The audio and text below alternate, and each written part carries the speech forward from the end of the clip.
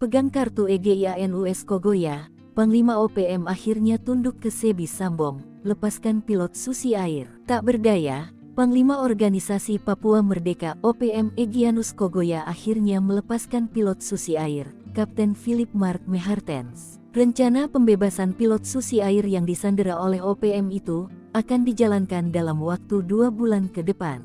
Padahal sebelumnya, Egyanus Kogoya sempat cekcok dengan juru bicara Tentara Pembebasan Nasional Papua Bersatu TPNPB OPM, Sebi Sambong terkait pembebasan sandera tersebut. Dikutip dari Grid Hot, Sebi Sambong sempat mengeluarkan pernyataan serupa untuk membebaskan pilot Susi Air itu pada tanggal 7 Februari lalu. Namun, Egyanus Kogoya tak menghiraukan pernyataan Sebi Sambong. Egyanus Kogoya berniat membebaskan Kapten Philip jika pemerintah bersedia menukar dengan kemerdekaan Papua.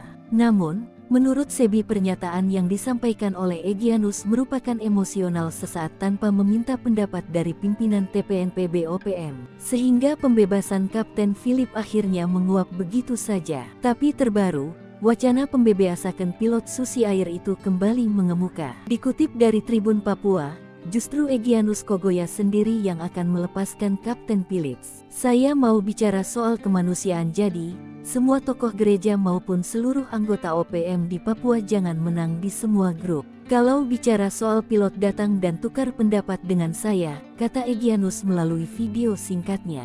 Hal yang sama disampaikan oleh juru bicara TPNPB, Sebi Sambong. Ia mengaku telah menghubungi Egyanus Kogoya untuk membebaskan pilot Susi Air. Saya memberikan saran tentang untung rugi pilot, kami tahan pasukan mengerti. Pasukan di lapangan meminta jubir dan kepala staf mengeluarkan proposal pembebasan pilot, katanya.